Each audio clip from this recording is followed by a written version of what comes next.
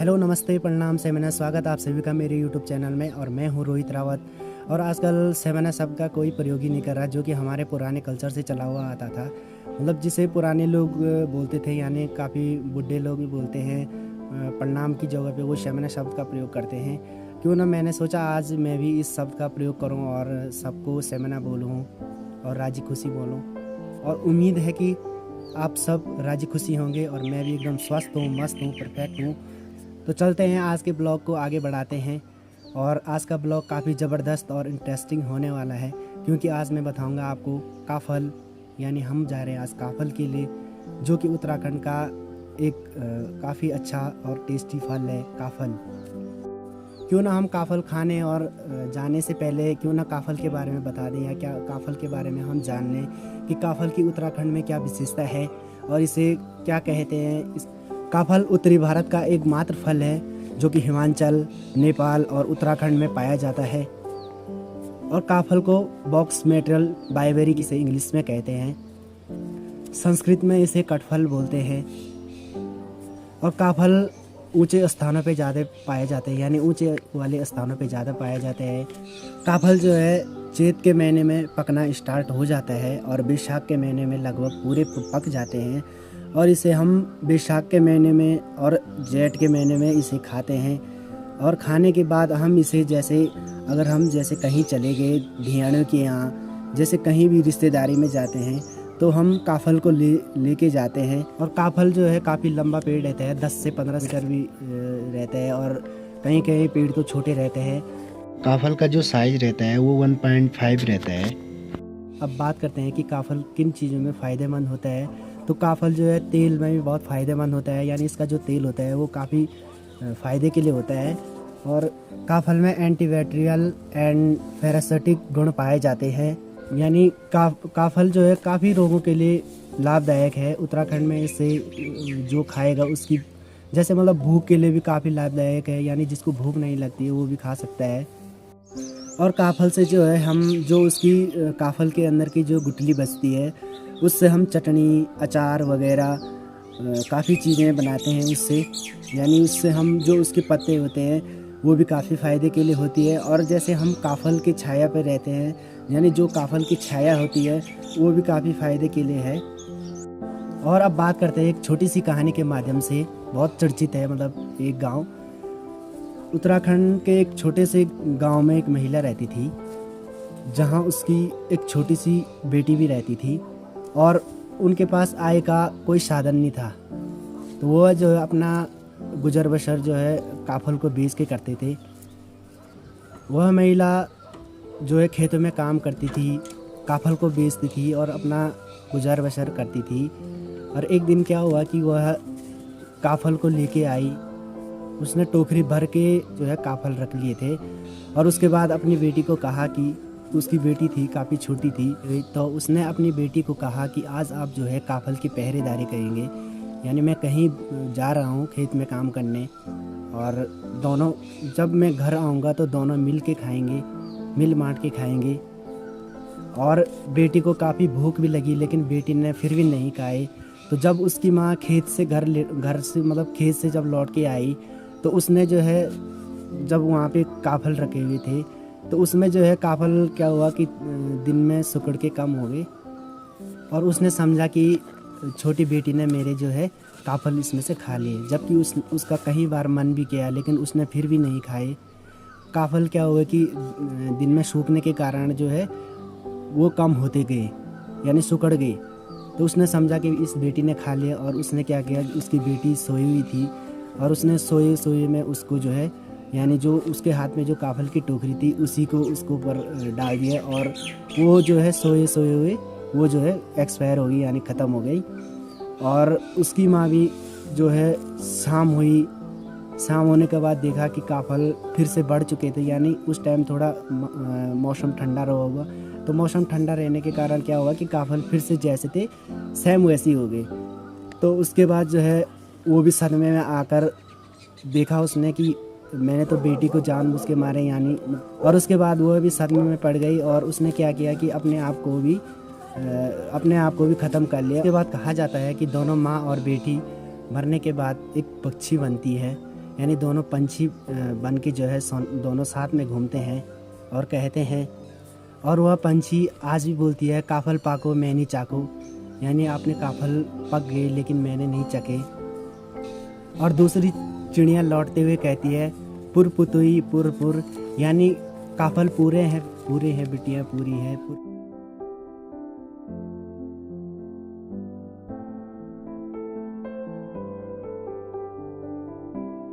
स्वागत है आपका नए दिन और नई शुरुआत के साथ।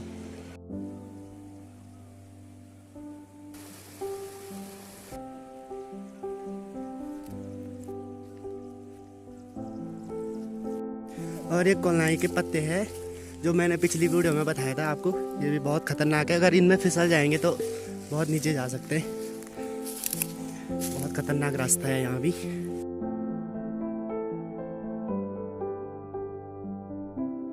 यहाँ से कार्तिक स्वामी क्रौंच पर्वत भी दिखाई दे रहा है हल्की हल्की।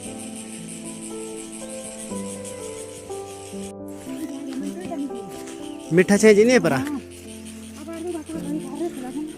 बहुत मीठा। और ये हमारा गांव इस तरह से दिखता है यहाँ से। और ये है पतंगवार।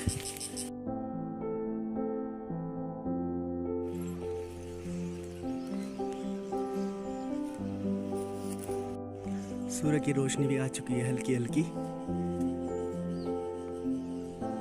1 किलोमीटर का रास्ता तो हमने तय कर ही लिया है। काफ़ी दूर है अभी तो, जस्ट 2 किलोमीटर होंगे अभी, ज़्यादा से ज़्यादा अभी। और यहाँ से हमारा गांव कुछ इस तरह से दिखता है। ये है हमारा गांव, थोड़ा सा दिखाई दे रहा है।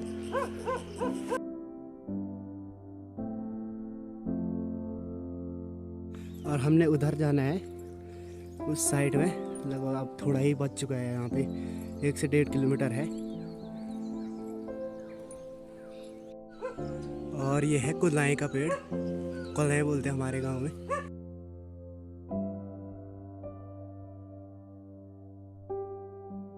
और ये ठंडा ठंडा पानी। और अभी मैं पहुंच चुका हूँ तेबड़ी स्कूल में, यानी प्राइमरी स्कूल है ये। यहाँ के छात्र स्टूडेंट छोटे छोटे बच्चे। कितने बजे तो क्लास स्टार्ट? 10:30 बजे। ओके ठीक है, 10:30 बजे से होगी क्लास स्टार्ट इनकी। और यहाँ पे चीड़ का पेड़ है मस्त।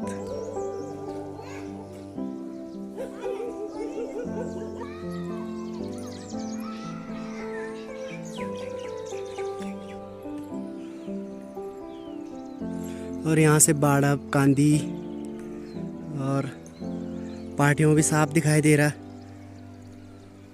और जाबरी गांव भी साफ दिख रहा है यहाँ से।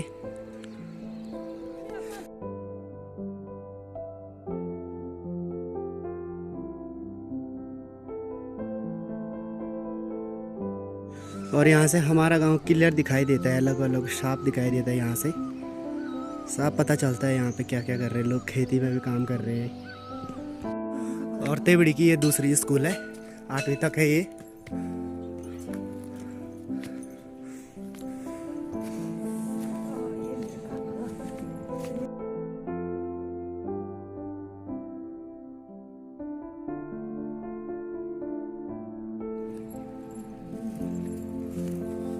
यहाँ पे कार्तिक स्वामी कितना मस्त दिखाई दे रहा, अच्छे तरीके से दिखाई दे रहे एकदम। यहाँ से कुछ इस तरह से दिखता है। और यहाँ पे ये नारायण देवता है। और धीरे धीरे हमें काफल का पेड़ भी मिल चुका है।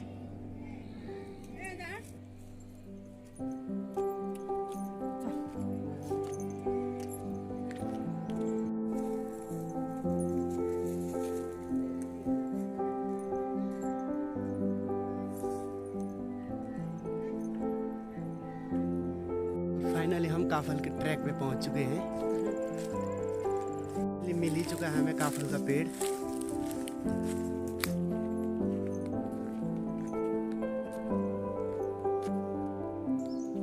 और यहाँ नीचे ये क्यों जा कंडारा मार्ग लग चुका है।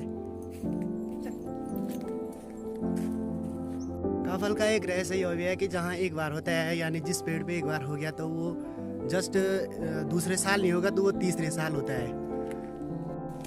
कणे होना काफल मस्त मीठा।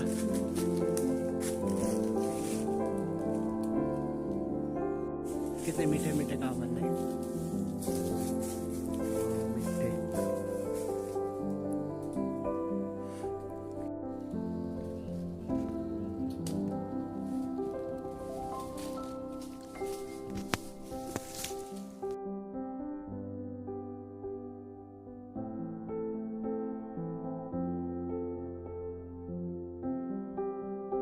पेड़ पे चढ़ना इतना खतरनाक होता है ना, बहुत बड़ा मुश्किल। काफल इस तरह से निकालने हैं कि वृक्ष खराब भी ना हो और काफल भी निकल जाए।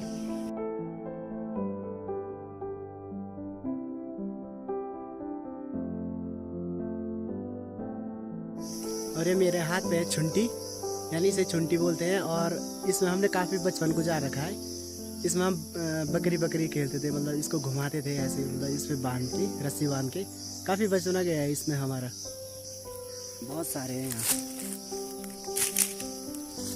फाइनली हमने निकाल दिए हैं काफल और चलते हैं अब घर।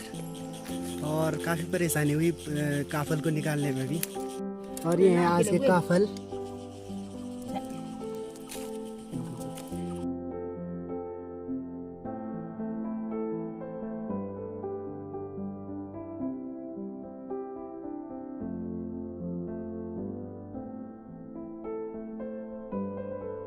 तो फाइनली हम घर पहुंच चुके हैं और आज का ब्लॉग यहीं पे समाप्त करते हैं। चैनल को लाइक करें, शेयर करें, सब्सक्राइब करें और कमेंट जरूर करना और बेल आइकन को प्रेस जरूर करना।